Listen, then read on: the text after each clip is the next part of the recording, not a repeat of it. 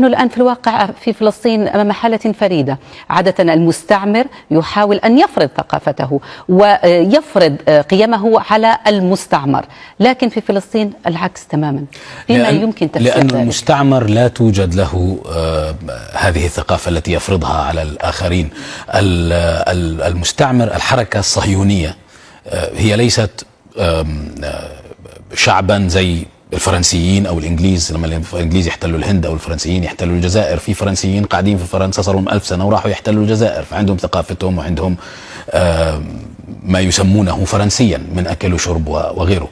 الحركه الصهيونيه جمعت فرنسيين وبولنديين وروس وامريكان واثيوبيين وجابتهم على فلسطين وقالت لهم اعملوا دولة.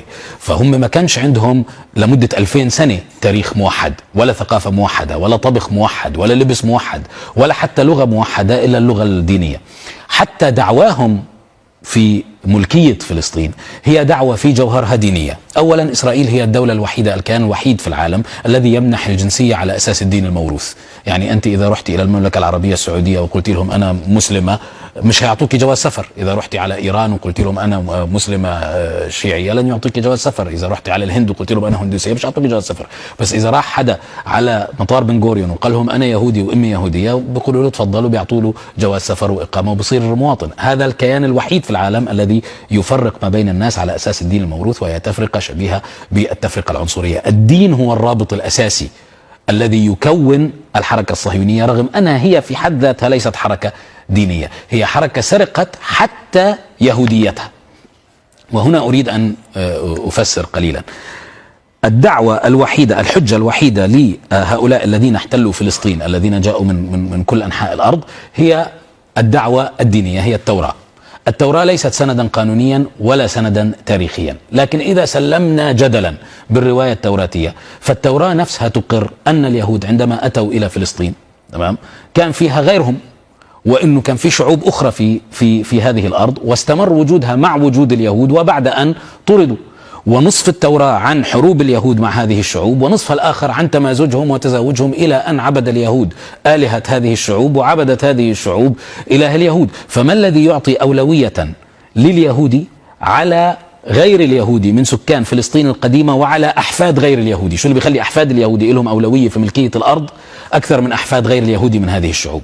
ثم بين اليهود أنفسهم، هل يعقل أن اليهود كلهم لم يكن فيهم واحد بقي في البلد وأصبح مسيحيا ثم أصبح مسلما لاحقا؟ اليهود بعضهم بقي على ديانته في الحرب مع الرومان ثم طرد، وبعضهم بقي في البلد وتغير دينه مع الوقت إلى المسيحية وإلى الإسلام وتعرب واستمر في علاقته الدائمة الموصوفة حتى بالتوراة بالتمازج مع الشعوب المحيطة، وهم أهل فلسطين الآن. يعني العرب واليونانيين والسريان والأشوريين والفرس والمصريين واليبوسيين من كل الأزمنة ومن كل المناطق من كل لحظات التاريخ المتجمعين في فلسطين. ما الذي يعطي لليهودي الذي خرج من فلسطين لمدة 2000 سنة بزعمه تمام حق أن يطردهم ويقعد مكانهم؟ هذا أصلا إذا سلمنا جدلا أنه نتنياهو المولود في بروكلين وأفيغادور ليبرمان اللي مولود في روسيا وبيغن المولود في بولندا، هؤلاء هم الأحفاد المباشرين لليهود الذين طردوا في القرن الأول، طردهم الرومان بعد انتفاضة بار كوخبا في 132 ميلادي.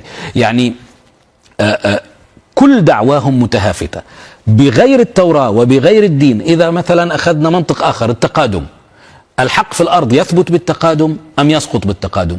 إذا كان يثبت بالتقادم فغير اليهود صار لهم في هذه البلاد اللي احنا أحفادهم تمام 2000 سنة، واللي احنا أحفاد حتى اليهودي اللي صار مسيحي ثم أسلم. يعني هذا الخليط بقي في الأرض 2000 سنة، فحقنا فيها أثبت وهم صار لهم فيها 50 سنة فقط.